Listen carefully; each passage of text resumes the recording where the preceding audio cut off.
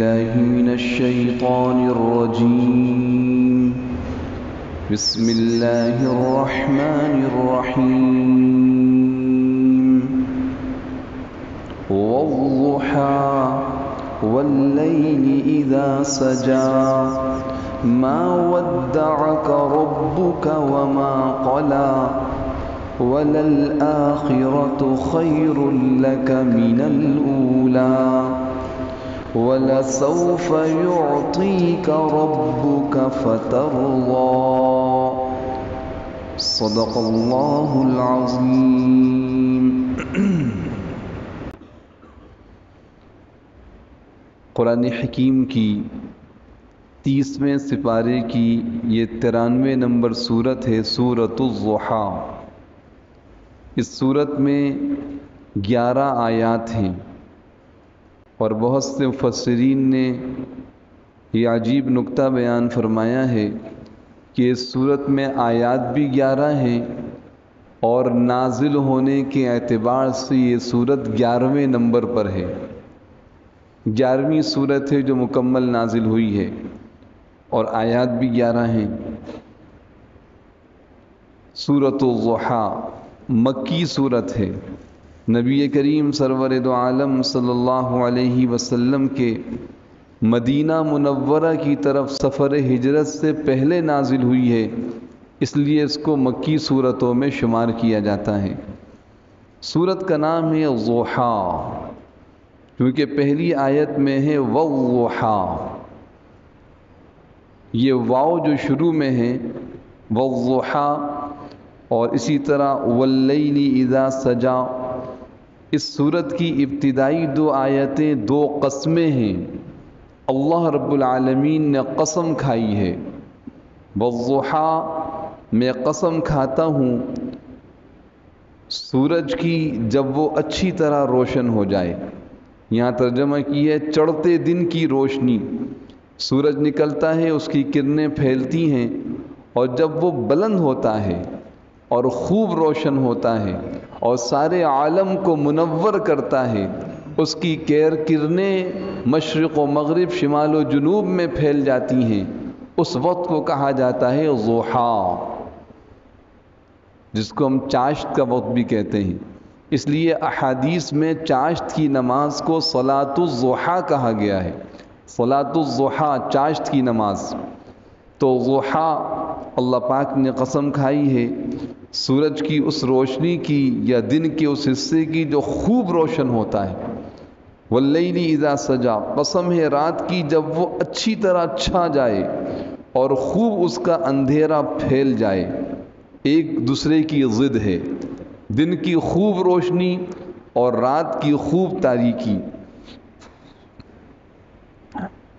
تو دن کی روشنی اور چمکتے سورج کی قسم ہے، اس لیے اس سورت کا نام سورۃ الضحیٰ ہے.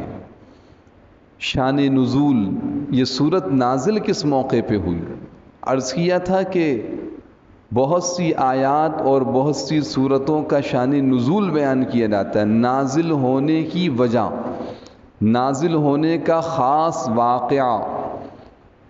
تو سورۃ الضحیٰ کا شان نزول بہت ہی عجیب ہے. اور یہ سورت خود سورہ علم نشرح کی تفسیر کی ابتدا میں عرض کیا تھا کہ یہ دونوں سورتیں گویا کہ اللہ رب العالمین کی طرف سے نبی کریم سرور دو عالم صلی اللہ علیہ وسلم کی نعت ہے. اللہ رب العالمین خود اپنے محبوب رحمت للعالمین صلی اللہ علیہ وسلم کی نعت پڑھ رہے ہیں، تو آپ کی تعریف فرما رہے ہیں. واقعہ یہ پیش آیا کہ قرآن کریم نازل ہونا شروع ہوا. حضور اکرم صلی اللہ علیہ وسلم نے قرآن کریم کی آیات کو اہل عرب، مشرکین عرب کے سامنے پیش کیا. لوگ اسلام میں داخل ہونے لگے، اکا دکا کوئی مسلمان ہوتا، اور آپ کی اس دعوت پر لوگ مذاق بھی اڑاتے، آپ کو جھٹلاتے. کوئی پاگل کہتا، کوئی جادوگر کہتا، کوئی شاعر کہتا.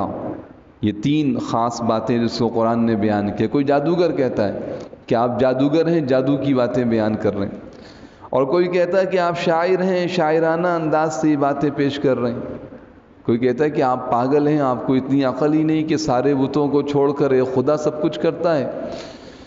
تو آپ صلی اللہ علیہ وسلم اللہ کے کلام کو پیش کر رہے ہیں، سنا رہے ہیں کہ نہیں، یہ اللہ رب العالمین کا کلام ہے جو احکم الحاکمین اور کائنات کا خالق و مالک ہے، تمہارا پیدا کرنے والا، تمہارا پالنے والا، تمہاری پرورش کرنے والا اللہ کی ذات و صفات کو بیان کر۔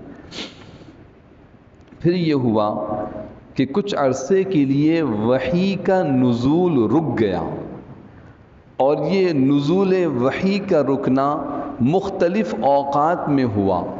اس کو فترت وحی کہا جاتا ہے، فترت وقفہ۔ ایک وحی نازل ہوئی، اس کے بعد کچھ وقفہ ہوا، وحی نہیں آ رہی۔ اب وحی آتی تھی، حضور علیہ السلام پیش کرتے تھے، یہ اللہ کا کلام ہے، یہ اللہ کا کلام ہے، یہ اللہ کا کلام۔ وحی آنا رک گئی، وحی نہیں آ رہی، اور اس کے پیچھے کئی حکمتیں ہیں، اور یہ مختلف اوقات میں ہوا۔ جب وحی آنا رکی تو انہی مشرکین نے پھر آپ کا مذاق اڑانا شروع کیا، یہاں تک کہ بعض نے کہا کہ تمہارے رب نے تم کو چھوڑ دیا ہے، یا محمد قد ودعک ربک، تم جس رب کی باتیں کرتے تھے کہاں ہے تمہارا رب، چھوڑ دیا اس نے تم کو، ختم تمہاری یہ ساری دعوت و نبوت۔ آپ صلی اللہ علیہ وسلم کتنے غمگین ہوئے ہوں گے، میں اور آپ اس کا اندازہ بھی نہیں کر سکتے۔ سچے نبی اللہ کا کلام پیش کر رہے ہیں، اور ایسا نہیں تھا وہ سمجھتے نہیں تھے، انہیں پتا تھا یہ کسی انسان کا کلام نہیں، لیکن کفر و شرک اندر بھرا ہوا تھا۔ جب وحی کا نزول رکا تو ان مشرکین اور منکرین کو تو گویا کہ موقع مل گیا۔ آپ کا مذاق، ایک طرف تو مذاق اڑانے، جادوگر، شاعر، پاگل، لیکن یہ جو مذاق تھا اس نے آپ صلی اللہ علیہ وسلم کے قلب اطہر کو زخمی کر دیا۔ آپ بڑے غمگین ہوئے۔ پھر ایک اور جملہ سننے کو ملا، وہ بھی کس کی طرف سے؟ اپنے حقیقی رشتہ دار۔ والد کا انتقال ہو جائے تو آدمی کا سرپرست اس کا چچا ہوا کرتا ہے۔ حضور اکرم صلی اللہ علیہ وسلم کا چچا ابو لہب، جس نے ابتدائے وحی کے نزول کے بعد حضور علیہ السلام کو جھٹلایا تھا، تبت یدا ابی لہب میں تفصیل آ چکی ہے، پوری آپ حضرات کے ذہن میں ہوگی۔ تو اس کی بیوی ام جمیل، جس کا ذکر اس صورت میں آیا، وَامْرَأَتُهُ حَمَّالَةَ الْحَطَبِ فِي جِيدِهَا حَبْلٌ مِّن مَّسَدٍ، تو وہ اس ام جمیل نے تو انتہا کر دی، حد کر دی۔ وہ آپ کے راستے میں کانٹے بھی بچھاتی ہے، آپ کے بارے میں لوگوں سے مذاقیہ باتیں بھی یعنی آپ کا مذاق اڑاتی ہے۔ اور جب یہ بات معلوم ہوئی کہ کافی دن ہو گئے کوئی وحی کی بات، کوئی قرآن کا نزول کوئی بیان نہیں کر رہے، تو کیا کہا اس نے؟ اے محمد نعوذ باللہ ثم نعوذ باللہ، اے محمد تجھ کو تیرے شیطان نے چھوڑ دیا۔ یعنی وہ شیطان تھا جو تجھے یہ باتیں سکھاتا تھا، وہ تجھے آج چھوڑ کے چلا گیا۔ حضور اکرم صلی اللہ علیہ وسلم کتنے غمگین ہوئے ہوں گے، یا اللہ یہ ساری باتیں دین حق کے لیے میں سنتا رہا، آج مجھے وحی کے نزول کے وقفے کی وجہ سے یہ سننا پڑا کہ تیرے رب نے تجھے چھوڑ دیا۔ اور آج یہ مشرکین اس حد تک پہنچ گئے کہ رب کو شیطان کہنے لگے۔ آپ صلی اللہ علیہ وسلم غمگین ہوئے۔ تو اس وقفے کے بعد یہ صورت نازل ہوئی ہے، جس میں ایسی تسلی اور ایسی محبت اور ایسا مقام حضور اکرم صلی اللہ علیہ وسلم کا بیان کیا ہے کہ ایک ایک آیت حضور کی محبت کو بڑھاتی چلی جائے گی، حضور کے مقام و مرتبے کو بلند کرتی چلی، ایک ایک آیت ایسی ہے۔ تو اللہ پاک کی رحمت کو جوش آیا، اور اللہ پاک نے جو اگلی وحی اس وقفے کے بعد نازل کی ہے اس کی ابتدا ہی قسموں کے ساتھ کی ہے، اور عجیب انداز ہے، عجیب کمال ہے۔ قرآن کریم تو اللہ کا کلام ہے کیا فرمایا؟ والضحا واللیل اذا سجا، سنو قسم ہے چڑھتے دن کی اور دن کے روشن سورج کی۔ جب یہ وحی نازل ہوئی تھی تو اس وحی کی مثال روشن سورج کی طرح تھی، پہلی وحی، اس کے بعد کی وحی۔ تیز روشن سورج سارے عالم کو منور کر رہا ہے، کرتا رہے گا قیامت تک، جب تک سورج نکلتا رہے گا۔ پھر اس کے بعد کیا ہوا؟ پھر کچھ دیر کے لیے رات چھا گئی، واللیل اذا سجا، اور قسم ہے رات کی جب وہ چھا جائے۔ یہ فترت وحی، یہ وحی کے نزول کے وقفے کا زمانہ، یہ اس رات کی طرح ہے جو سورج کی دو روشنیوں کے درمیان میں آتی ہے۔ یہ نادان سمجھتے ہیں یہ رات ہمیشہ رہے گی۔ کیا رات کا اندھیرا سورج کی روشنی کو دبا سکتا ہے؟ کیا اس رات کے بعد پھر سورج روشن نہیں ہوگا؟ واللیل اذا سجا میں باریک اور بلیغ اشارہ ہے اس بات کی طرف کہ رات کے اندھیرے سے کبھی گھبرانا نہیں چاہیے، آنے والی مشکلات و مصائب سے پریشان نہیں ہونا چاہیے۔ ہر اندھیری رات کے بعد ایک روشن سورج طلوع ہوتا ہے۔ تو میرے حبیب، جہاں قرآن کا نزول رکا تھا اس کی بے پناہ حکمتیں، ان حکمتوں میں سے ایک بڑی حکمت آپ صلی اللہ علیہ وسلم کی تربیت، ایک بڑی حکمت اہل ایمان کا ایمان پہ جم جانا۔ مشرکین مذاق اڑا رہے ہیں، کافر آپ صلی اللہ علیہ وسلم کو طعنے دے رہے ہیں کہ آپ کو آپ کے رب نے چھوڑ دیا۔ آپ سوچئے اس بات کو کہ جس وقت حضور اکرم صلی اللہ علیہ وسلم اتنے غمگین ہوں گے تو جو اس وقت صحابہ کرام ایمان لائے تھے، یہ ابتدائی اسلام کا وقت ہے، تھوڑے صحابہ ایمان لائیں، اس میں یقیناً صدیق اکبر بھی ہیں، عمر فاروق بھی ہیں، عثمان غنی بھی ہیں، علی مرتضیٰ بھی ہیں، عبداللہ ابن مسعود بھی ہیں، عبد الرحمن ابن عوف بھی ہیں، طلحہ اور زبیر بھی ہیں، بلال اور صہیب بھی ہیں۔ یہ بالکل ابتدائی اسلام والے صحابہ کیسے جمے ہوئے تھے؟ یہ ہمارے سچے نبی ہیں۔ مشرکین جھٹلا رہے ہیں، کافر طعنے دے رہے ہیں، حضور کے سچے جانثار آپ پر مستحکم ایمان کے ساتھ آپ کے ساتھ جڑے ہوئے ہیں۔ پوری امت کی تربیت فرمائی ہے، جب دین حق پہ چلو گے لوگ مذاق اڑائیں گے، میاں بڑے پرہیزگار بنتے ہیں، یہ مصیبت کیسے آئی آپ پر؟ کسی نیک آدمی پر نیک اعمال کرنے لگے کوئی پریشانی تکلیف آ جائے تو نادان لوگ اس قسم کی باتیں کرتے ہیں۔ بھئی اس سے سخت مصیبتیں تکلیفیں تو انبیاء پہ آئی ہیں، صحابہ پہ آئی ہیں، اللہ کے نیک بندوں پہ آئی ہیں۔ یہ اللہ کی ناراضگی کی علامت تھوڑی ہے۔ جیسے مشرکین نے کہا تھا کہ وحی کا رکنا اللہ کی، یعنی گویا کہ اللہ نہیں چھوڑ دیا آپ کو، نعوذ باللہ۔ تو والضحا واللیل اذا سجا، دن اور رات کی قسم کھا کے اس بات کی طرف اشارہ فرمایا کہ رات کی تاریکی، آنے والی مصیبتیں یہ بہت تھوڑی ہیں، اور دن کی روشنی یہ سارے عالم کو منور کرنے والی ہے۔ یہ آپ پر جو قرآن نازل ہوا ہے یہ ساری انسانیت کے لیے ہدایت اور روشنی ہے، اور کہیں کسی وجہ سے اگر اس کا نزول رکا ہے تو اس کی مثال عارضی رات کے اندھیرے کی طرح ہے۔ والضحا واللیل اذا سجا، ترجمہ دیکھیے پھر اس کے بعد کچھ تفسیر عرض کروں گا۔ والضحا، اے پیغمبر قسم ہے چڑھتے دن کی روشنی کی، قسم ہے چڑھتے دن کی روشنی کی، اے پیغمبر حضور علیہ السلام کو خطاب کیا۔ تو یہ قسم ہے یا میں قسم کھاتا ہوں، اس کا ترجمہ پہلے بھی عرض کیا تھا، والتین والزیتون میں، آپ حضرات کو یقیناً یاد ہوگا کہ یہ قسم ہے یا میں قسم کھاتا ہوں، اس کا ترجمہ کس سے کر رہے ہیں بھائی؟ واو سے، والضحا، یہ جو واو آ رہا ہے شروع میں قسم کھاتا ہوں چڑھتے دن کے سورج کی، اور سورج کی جو روشنی ہے، جو چمک ہے، جو اس نے سارے عالم کو منور کیا ہوا ہے۔ واللیلی، اور میں قسم کھاتا ہوں رات کی، جب اس کا اندھیرا بیٹھ جائے یعنی اچھی طرح پھیل جائے۔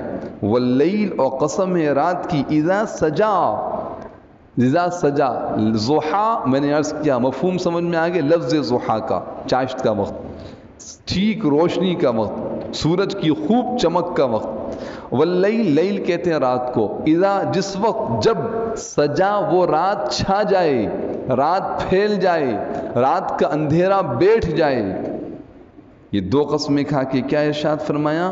ما ودعک ربک وما قلا، کہ تمہارے پروردگار نے نہ تمہیں چھوڑا ہے نہ ناراض ہوا ہے۔ ما ودعک، ودع یودع، تودیع رخصت کر دینا، چھوڑ دینا، جدا ہو جانا۔ قلا ناراض ہونا، دشمنی رکھنا، بغض رکھنا۔ تو انسان کی جدائیگی کی دو صورتیں ہوتی ہیں، یا تو چاہت تو بہت ہے لیکن سفر ہو گیا، ایک طرف دوسرا دوسری طرف، ہے نا، اپنی اولاد سے بڑی محبت تھی لیکن سفر ہو گیا، کسی ملک میں جا کے رہ رہے ہیں پردیس کے اندر، اور دوسرا یہ کہ نہیں ان سے ناراضگی ہے، ناراض ہو کے چھوڑ دیا۔ میں دونوں صورتیں نہیں ہیں۔ ما ودعک ربک وما قلا، تمہارے پروردگار نے نہ تمہیں چھوڑا ہے نہ ناراض ہوا ہے۔ آیت نمبر 4، وللآخرہ، اور یقیناً آگے آنے والے حالات، خیر لک، بہت زیادہ بہتر ہیں آپ کے لیے، من الاولی، پہلے حالات سے، ولسوف، اور یقین جانو کہ عن قریب، یعطیک ربک، تمہارا رب، تمہارا پروردگار تمہیں اتنا دے گا، فترضی، کہ تم خوش ہو جاؤ گے۔ بس یہ 5 آیات آج کے درس کی تفسیر کی ہیں، بقیہ 6 آیات انشاءاللہ آئندہ درس میں۔ والضحیٰ واللیل اذا سجا، یہ 2 قسموں کا مفہوم جو اکثر مفسرین نے بیان کیا ہے وہ میں آپ کے سامنے عرض کر چکا ہوں، اور شان نزول کی روشنی میں کہ یہ مقصود تھا کہ یہ وقتی طور پر وحی کا رک جانا، یہ ایسا ہے جیسے وقتی طور پہ رات کا آ جانا۔ رات کا آنا یہ اس بات کی دلیل کبھی نہیں ہوتا کہ اب سورج کبھی روشن نہیں ہوگا، بلکہ رات کا سارا اندھیرا چھٹ جائے گا اور سورج روشن ہو جائے گا۔ بعض مفسرین نے اس کا بڑا عاشقانہ ترجمہ کیا ہے کہ حضور اکرم صلی اللہ علیہ وسلم کی سے تعلق اور محبت کی وجہ سے اللہ رب العالمین نے آپ کی حسن و کمال کو بیان کیا ان 2 آیتوں میں۔ ضحیٰ سے مراد جہاں چڑھتے دن کا سورج اور روشن سورج ہے، فرمایا اس سے زیادہ روشن منور آپ کا چہرہ انور ہے۔ تو یہاں قسم کھائی ہے، والضحیٰ، اے میرے محبوب میں قسم کھاتا ہوں آپ کے روشن چہرے کی، آپ کے چمکتے چہرے کی قسم۔ یہ آپ کو برا بھلا کہتے ہیں، یہ آپ کو تانے دیتے ہیں، یہ آپ کے بارے میں یہ کہتے ہیں کہ آپ کے رب نے آپ کو چھوڑ دیا، مجھے تو آپ کا چہرہ سورج سے زیادہ روشن لگتا ہے۔ میں اس چہرے کی قسم کھاتا ہوں جس کا نور سورج سے کہیں زیادہ ہے۔ سورج تو ڈوب جاتا ہے، آقا صلی اللہ علیہ وسلم کے چہرے کا نور ختم نہیں ہوتا۔ والضحیٰ، میں قسم کھاتا ہوں آپ کے منور اور روشن چہرے کی، واللیل اذا سجا، اور میں قسم کھاتا ہوں آپ کی سیاہ زلفوں کی، چہرہ انتہائی روشن اور خوبصورت، اور آپ کے بال مبارک انتہائی سیاہ اور چمکدار۔ جب یہ سیاہ اور چمکدار بال اس روشن چہرے کے ساتھ، تو ایسا محسوس ہوتا ہے کہ بالوں کو دیکھیں تو رات چھا گئی، چہرہ دیکھیں تو سورج روشن ہے۔ والضحیٰ واللیل اذا سجا، ایک مفہوم یہ بھی اکثر مفسرین نے بیان کیا کہ آپ کے چہرہ انور اور آپ کی مبارک اور چمکدار اور سیاہ زلفوں کی قسم کھائی گئی ہے۔ مقصود کیا ہے؟ ہر اعتبار سے حضور اکرم صلی اللہ علیہ وسلم کے مقام و مرتبے کو بیان کرنا۔ مقصود کیا ہے؟ کہ اللہ کا اپنے محبوب کے ساتھ جو تعلق ہے اس کو بیان کرنا۔ تم کیا جانو، تم جیسے نادان اور غافل لوگ کیا جانیں کہ کیا تعلق ہے رب العالمین کو رحمت للعالمین کے ساتھ۔ یہ قسمیں اس کو بتاتی ہیں۔ 2 قسمیں کھائیں، وہ پرزور قسمیں۔ اور میں عرض کر چکا ہوں ہمارا ایک قرآن کریم یہ انسانوں کی زبان میں کلام کرتا ہے، یہ انسانوں کی مزاج کے مطابق گفتگو کرتا ہے، کلام رب العالمین کا، لیکن ہدایت تو مجھے اور آپ کو دینی، تربیت اور رہنمائی تو ہماری ہے۔ لہٰذا رب اپنے ربوبیت کے مقام اس مزاج کے مطابق نہیں بلکہ انسانوں کے مطابق ہم قسم کھاتے ہیں۔ کیوں؟ اس لیے قسم کھاتے ہیں کسی بات کو مضبوطی سے پیش کر، میری بات کو تسلیم کرو، جو میں کہہ رہا ہوں یہی حق ہے، اس میں کوئی شبہ نہیں ہے۔ کیوں قسم کھاتے ہیں؟ اسی لیے قسم کھاتے ہیں۔ ایک آدمی بات نہیں مان رہا تھا، میں نے کہا میں خدا کی قسم کھاتا ہوں یہ بات اسی طرح ہے، یعنی اب تمہیں میری بات ماننی پڑے گی۔ تو اللہ رب العالمین نے قسم کھائی، ضحا واللیل اذا سجا، ان دونوں قسموں کا جوابی قسم کھانے کی وجہ سنیے، ما ودعک ربک وما قلا وللآخرۃ خیر لک من الاولی ولسوف یعطیک ربک فترضی، یعنی آگے کی 9 آیتیں پوری جواب قسم، ایک ایک آیت بتا رہی ہے کہ اے بدبختوں تم ہمارے حبیب کو یہ کہتے ہو، تمہیں شرم نہ آئی؟ تم کیا جانو ہمارا کیا تعلق ہے اپنے محبوب کے ساتھ؟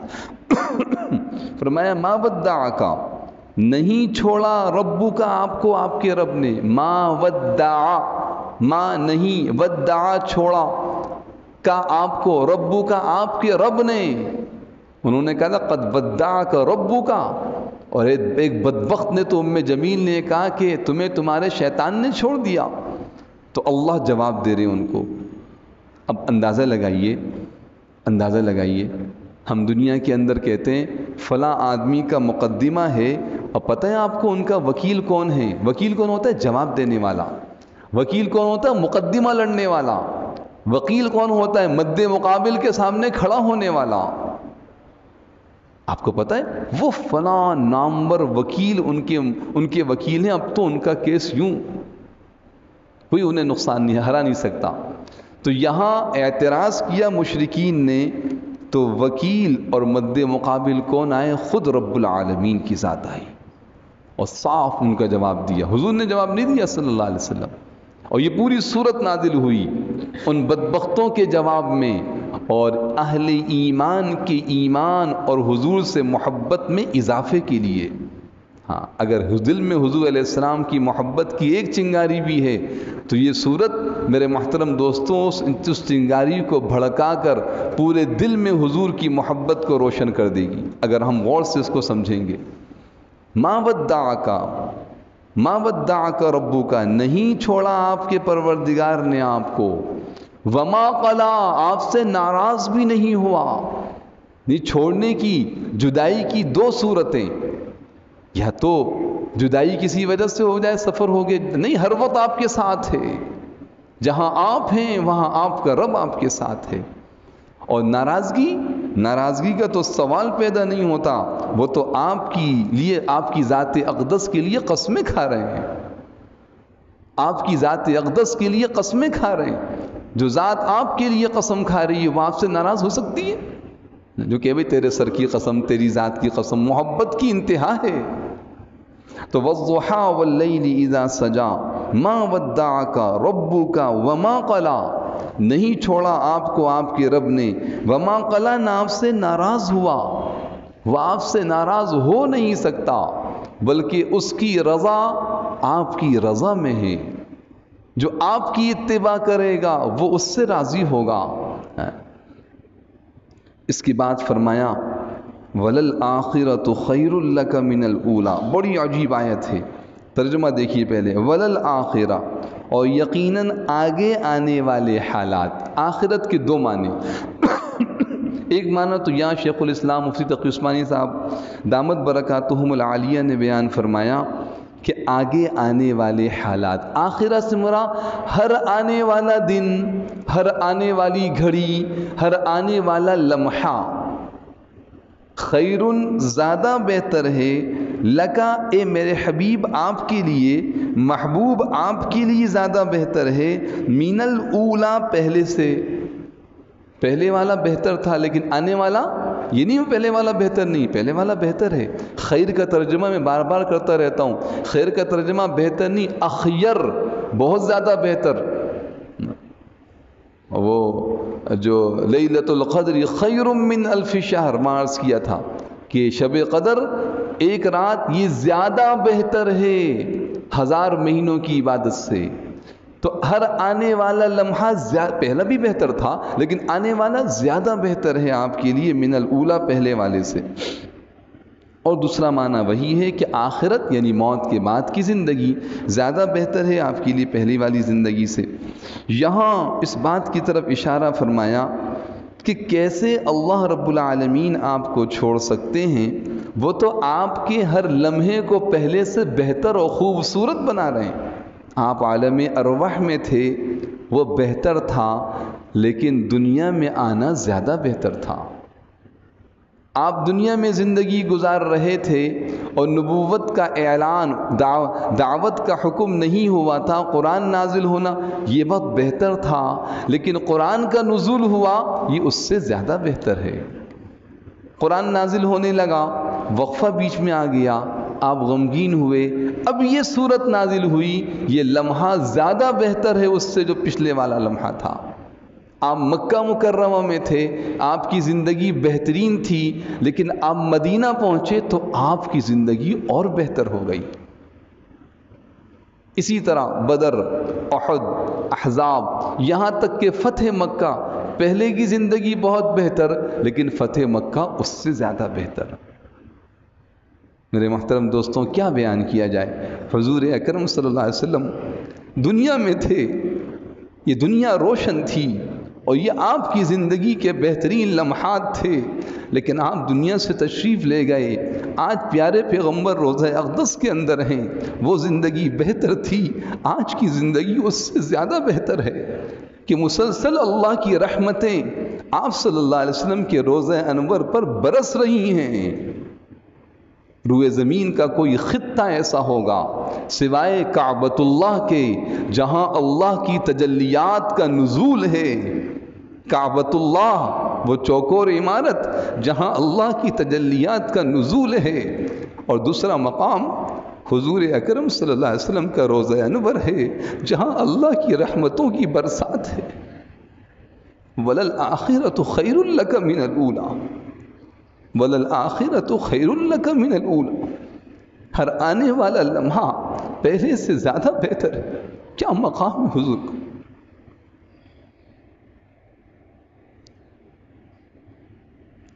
مشرکین کہتے ہیں کہ آپ کو آپ کے رب نے چھوڑ دیا، اللہ پاک نے یہ جو چوتھی آیت نازل فرمائی، اللہ اکبر، وَلَلْآخِرَةُ خَيْرٌ لَكَ مِنَ الْأُولَى، اے میرے حبیب ہر آنے والا وقت زیادہ بہتر ہے آپ کے لیے پہلے سے، آپ کی شان بڑھتی چلی جا رہی ہے، آپ کا مقام اونچا ہوتا چلا جا رہا ہے۔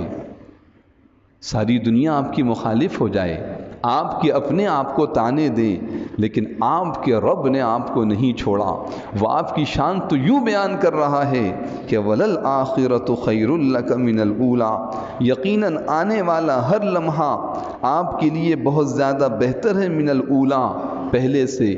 اور میرے محترم دوستوں، میں پہلے بھی عرض کر چکا ہوں، لیکن اس لیے تاکہ اندازہ ہو کہ کتنے عظیم نبی کے امتی ہیں ہم، اور کتنی بڑی دولت اللہ نے ہمیں عطا فرمائی ہے حضور کا امتی بنا کے، اور پھر حضور کا امتی بھی وہ جو حضور پر ایمان لانے والا، اور پھر وہ خوش نصیب جو قرآن کی اس آیت کو سن رہا ہے اور سمجھ رہا ہے۔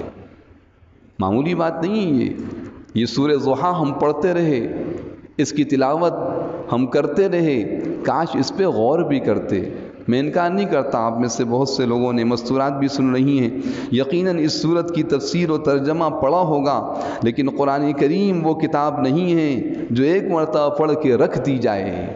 یہ تو وہ گہرا سمندر ہے، جب آدمی غور کرتا ہے تو اترتا ہی چلا جاتا ہے، اور ایمان اور عرفان کی بارش اس پہ ہوتی چلی جاتی ہے، اور اللہ کے رسول صلی اللہ علیہ وسلم کی محبت میں اترتا چلا جاتا ہے۔ تو یہ وَلَلْآخِرَةُ خَيْرٌ لَكَ مِنَ الْأُولَى، ابھی تو یہ سارا منظر عرب نے دیکھا ہے یہ سارا منظر چند لوگوں کی نگاہوں میں ہے، وَلَلْآخِرَةُ خَيْرٌ لَكَ مِنَ الْأُولَىٰ کا ایک عجیب منظر وہ ہوگا جب حضرت آدم علیہ السلام سے لے کر قیامت تک کا آخری انسان میدان محشر میں کھڑا ہوگا اور ہر ایک کی زبان پہ یا ربی نفسی نفسی ہوگا. ایک ہستی ہوگی پورے محشر میں، ایک انسان ہوگا، ایک انسان جو اللہ رب العالمین کے عرش کے سامنے سر بسجود ہوگا، اور رب العالمین اپنے پورے جلال کے باوجود اس وقت فرمائیں گے یا محمد ارفع راسک سل تعطا واشفع تشفع. یہ حدیث کے الفاظ ہیں کہ اے محمد سر اٹھا لیجئے، اے میرے محبوب اپنے سر کو اٹھا لیجئے، اور آپ جو سوال کریں گے ہم پورا کریں گے، جس کے حق میں سفارش کریں گے ہم اسے قبول کریں گے. اور آپ صلی اللہ علیہ وسلم کے لیے وَبَعَثْهُ مَقَامًا مَحْمُودًا الَّذِي وَعَدتَّهُ، اس مقام محمود پہ آپ کو پہنچایا جائے گا جس کا اللہ نے آپ سے وعدہ کیا تھا، اور یہ وہ مقام ہوگا کہ سارے محشر والے اس کو دیکھ کے رشک کریں گے.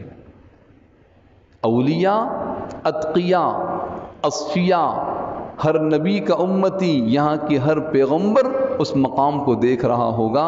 وَلَلْآخِرَةُ خَيْرٌ لَكَ مِنَ الْأُولَىٰ، ہر آنے والا وقت آپ کے لیے پہلے سے بہتر ہوتا چلا جائے.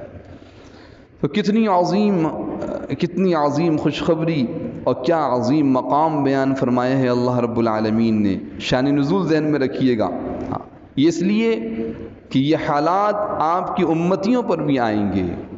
ہم دین پہ عمل کریں گے، دین کی محنت کریں گے اور دین کو سیکھیں گے، سمجھیں گے، تو لوگ مذاق اڑائیں گے، لوگ طعنے دیں گے. میرے محترم دوستوں، یقین رکھیے اگر حضور اکرم صلی اللہ علیہ وسلم کی اتباع میں ہم زندگی گزار رہے ہیں، یہ طعنوں کی کوئی حیثیت نہیں. حضور کی اتباع ہمیں اللہ کا محبوب بنا دے گی. یحببکم اللہ، اللہ محبت کریں گے ان لوگوں سے جو حضور کی اتباع کرتے ہیں. اور پھر اس کے بعد کیا فرمایا؟ 5ویں آیت انتہا فرمائی وَلَسَوْفَ يُعْطِيكَ. سوفا کا لفظ آ چکا ہے سورہ تکاثر میں. میں نے عرض کیا تھا سین آنے والا وقت قریب میں، سوفا کچھ عرصے کے بعد. وَلَسَوْفَ ان قریب يُعْطِيكَ عطا کرے گا آپ کو. یعطی اعطا دینا، عطا کرنا، دے گا آپ کو ربک آپ کا رب فَتَرْضَىٰ تو آپ خوش ہو جائیں گے. یعنی آپ کو اتنا عطا کرے گا، اتنا نوازے گا. اور مفسرین نے فرمایا کہ یعطی کا یہ مضارع کا صیغہ ہے جو تجدد اور استمرار پر دلالت کرتا. تجدد ہر کچھ دیر بعد ایک نئی چیز، اور استمرار مسلسل ہوتا رہے گا. یعنی اللہ کی عطا مسلسل آپ کے ساتھ رہے گی یہاں تک کہ آپ خوش ہو جائیں گے. جب یہ آیت نازل ہوئی تو حضور اکرم صلی اللہ علیہ وسلم نے ایک جملہ ارشاد فرمایا، اور یہ جملہ جہاں یہ صورت اللہ کے رسول صلی اللہ علیہ وسلم کے تعلق کو بیان کر رہی ہے، اس آیت کے نزول پر یہ جملہ حضور کا اپنی امت کے ساتھ تعلق کو بیان کرتا ہے. حضور نے فرمایا اذن لا ارضى وواحد من امتی فی النار، میں اس وقت تک راضی نہیں ہوں گا جب تک میرا ایک امتی میرا کلمہ پڑھنے والا جہنم میں رہے گا. ایک امتی بھی جہنم میں ہوگا میں راضی نہیں ہوں گا، میں راضی. حضور سفارش کرتے رہیں گے. صاف حدیث موجود ہے. اور حضور اکرم صلی اللہ علیہ وسلم کے روضہ اقدس پہ جائیے تو وہاں قریب جو آپ کا ریاض الجنہ شروع ہوتا ہے اس کے قریب یہ حدیث ترکوں کے زمانے سے لکھی ہوئی ہے، شفاعتی میری شفاعت لکبائر من امتی، میری امت کے کبیرہ گناہ والوں کے لیے ہے. میری امت کے وہ لوگ جو ایمان کو بچائیں گے، ایمان نہیں چھوڑیں گے. گناہ ان سے ہو گئے، توبہ کرتے رہے لیکن گناہ کرتے کرتے چلے گئے، ایمان ان کے ساتھ تھا. کیونکہ کافر کی شفاعت نہیں ہے، کافر کی مغفرت نہیں ہے. تو فرمایا ان کی میں شفاعت کروں گا. وہ جہنم میں چلے جائیں گے، میں شفاعت کرتا رہوں گا کرتا رہوں گا کرتا رہوں گا یہاں تک کہ میرا ایک امتی جہنم سے نہ نکالا جائے۔ اور پھر اللہ فرمائیں گے الآن رضیت یا محمد، اے محمد اب راضی ہو گئے؟ میں کہوں گا رضیت یا رب، میں اب راضی ہو گیا ہوں۔ اہل بیت یعنی حضور اکرم صلی اللہ علیہ وسلم کے خاندان کے لوگ جب اس آیت کو پڑھتے تھے وَلَسَوْفَ يُعْطِيكَ رَبُّكَ فَتَرْضَىٰ، بڑی توجہ سے سنیے، فرماتے تھے اس آیت میں امت کے لیے زیادہ تسلی ہے 24ویں پارے کی سورہ زمر کی اس آیت سے جس میں فرمایا یا عبادی الذین اسرفوا علی انفسہم لا تقنطوا من رحمت اللہ ان اللہ یغفر الذنوب جمیعا۔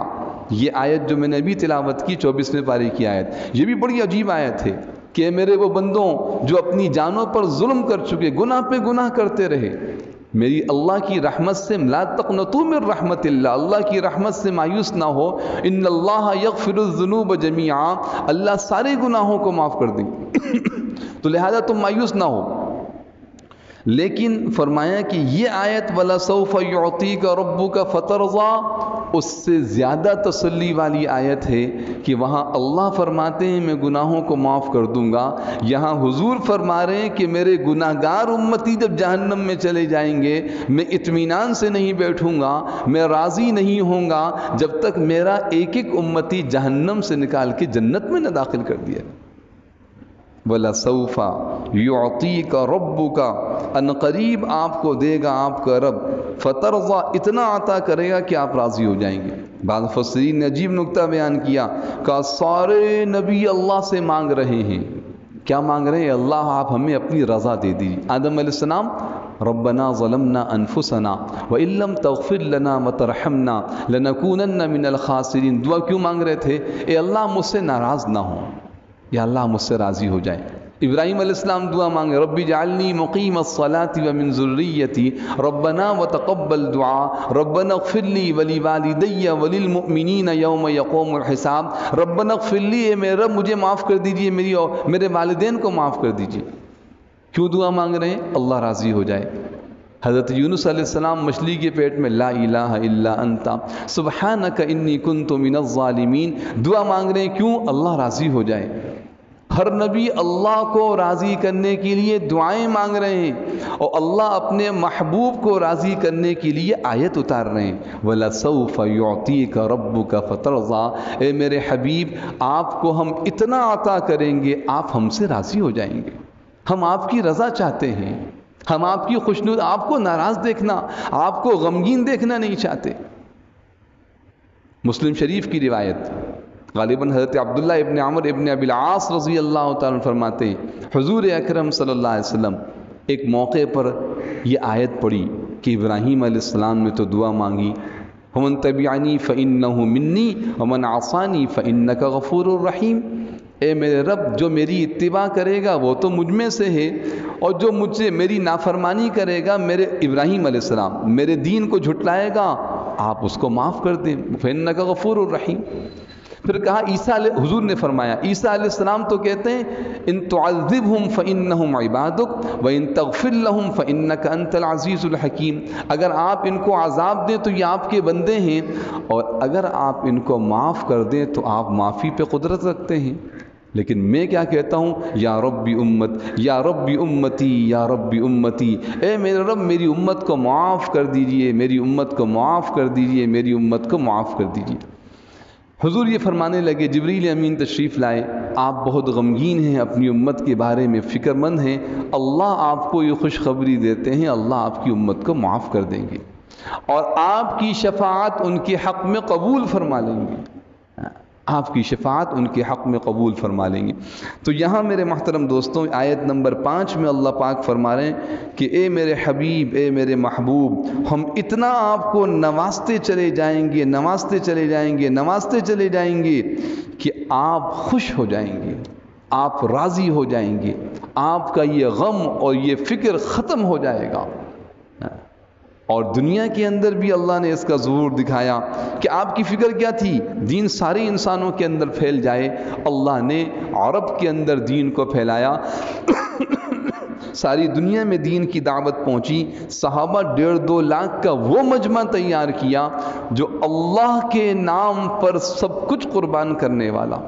حضور اکرم صلی اللہ علیہ وسلم کو تسلی ہوئی، اور پھر وہ بات جو میں نے عرض کی کہ حضور نے فرمایا قیامت کے دن میں اپنے ان امتیوں کے لیے شفاعت کروں گا جو دنیا سے گناہ کر کے آئے اور جہنم کے مستحق بن گئے۔ تو جب اللہ میری اس شفاعت کو قبول فرمائیں گے، اس سفارش کو، تو میں اپنے رب سے راضی اور خوش ہو جاؤں گا۔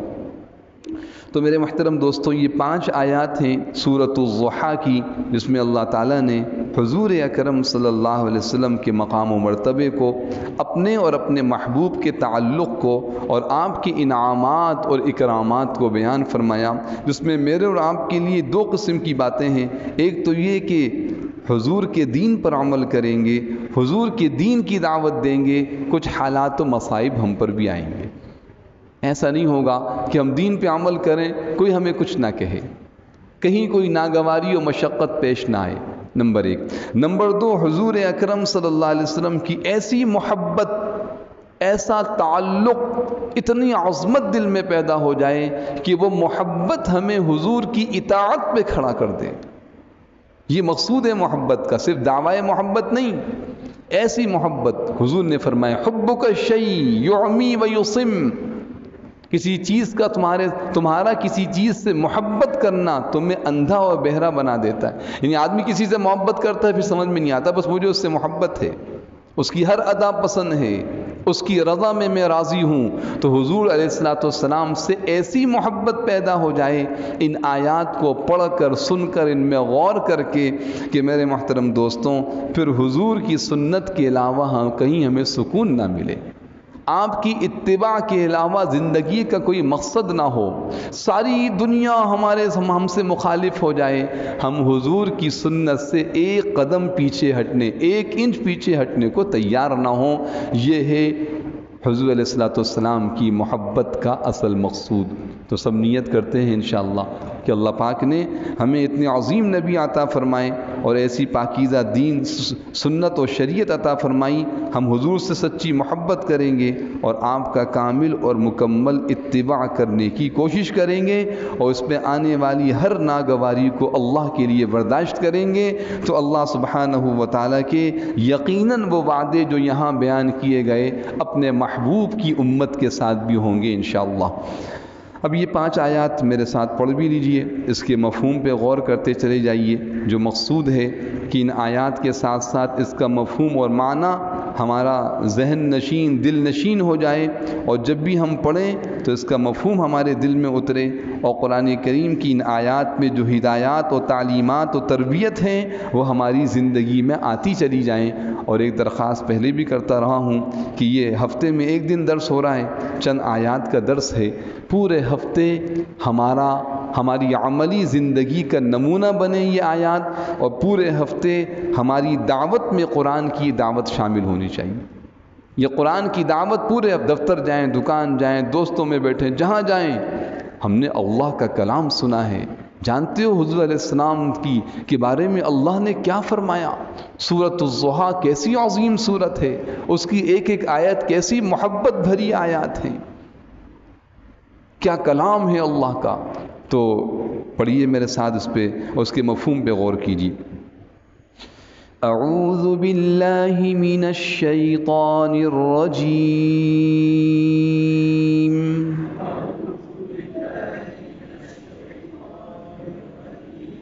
بسم اللہ الرحمن الرحیم،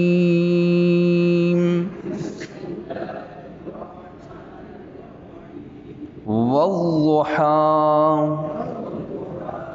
واللیل اذا سجى ما ودعك ربك وما قلى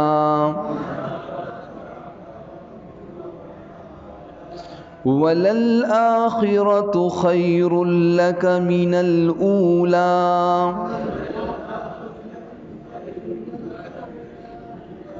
وَلَسَوْفَ يُعْطِيكَ رَبُّكَ فَتَرْضَى۔